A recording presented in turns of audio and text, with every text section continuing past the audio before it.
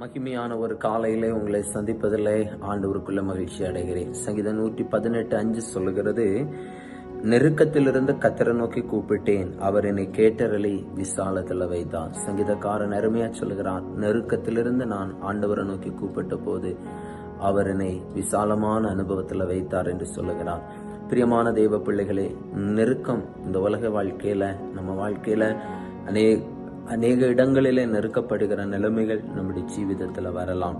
ஆண்டவராக இயேசு கிறிஸ்து கூட இந்த பூமியில அவர் நம்மை ரட்சிப்பதற்காய் வரும் பொழுது அநேக நெருக்கங்களை அவர் கடந்து போனதை நாம் வேதத்துல பார்க்கிறோம். ஆகவே ஆவிக்குரிய வாழ்க்கையில வாழுகிற நம்முடைய வாழ்க்கையிலும் பலவிதமான நெருக்கங்கள் உண்டு. ஆனா அந்த நெருக்கமான சூழ்நிலைகளிலே நம் கர்த்தரை நோக்கி கூப்பிடும் போது அவர் நம்மை அந்த நெருக்கத்தை மாற்றி விசாலத்திற்கு நேராய் நடத்துகிறவர்.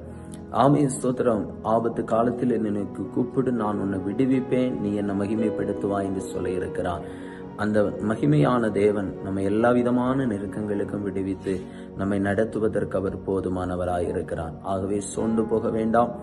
ஆமேன். இன்றைக்கு ஒரு நெருக்கமான சூழ்நிலையில நீங்க இருக்கிறீங்கன்னா, தேவஜனமே, மனுஷனே இல்ல, கர்த்தரை நோக்கி பாருங்க. ஆண்டவர் உங்க வாழ்க்கையில விசாலதையை கட்டளையிடுவார். ஜெபிப்போமா? நெருக்கமான சூழ்நிலைக்குள்ளே நிற்கிற ஒவ்வொரு கர்த்தருடைய பிள்ளைகளையும் ஆண்டவர் கண்ணோக்கி பாரும். அப்படிப்பட்ட நெருக்கமான சூழ்நிலைகளிலிருந்து உங்களுடைய பிள்ளைகளை வெளியே கொண்டு வந்து மகிழ்ச்சியாக கர்த்தர் நடத்தணுமே.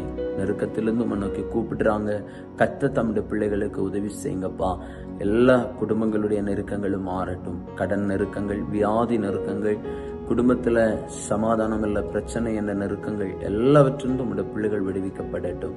ஆசீர்வதிங்கப்பா. இயேசுவின் நாமத்தில் ஜெபிக்கிறோம் நல்ல பிதாவே. ஆமேன், ஆமேன். God bless you. கர்த்தர் உங்களை ஆசீர்வதிப்பார். ஆமேன்.